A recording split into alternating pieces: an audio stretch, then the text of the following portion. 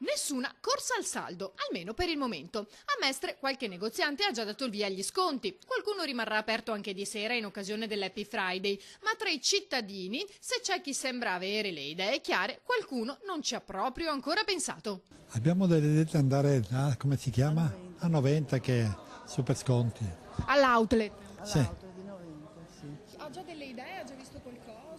No, perché io sono piena di robe, veramente.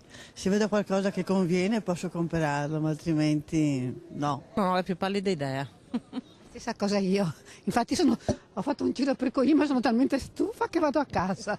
Ma domani andrete a vedere se c'è qualche occasione? No.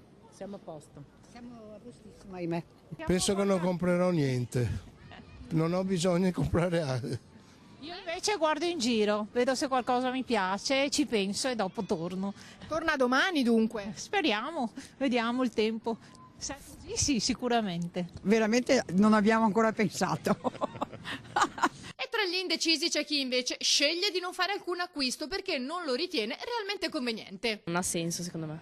Perché? Perché alla fine le robe in saldo sono sempre quelle peggio e quindi secondo me non ha senso. Alla fine vai sempre a comprare la nuova collezione. No. No, neanche lei? No.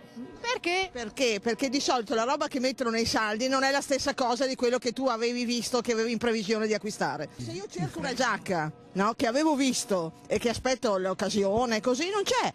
Quindi mettono quello che vogliono loro, in poche parole. E mettono il prezzo del più alto e poi lo calano e poi dicono che bisogna prima vedere, comprarlo, fai la fotografia e dopo quando mettono il prezzo giusto bisogna vedere se veramente sono stati giusti, se hanno fatto le cose giuste. Devono vendere, sono commercianti, se no come fanno? Fa fortuna.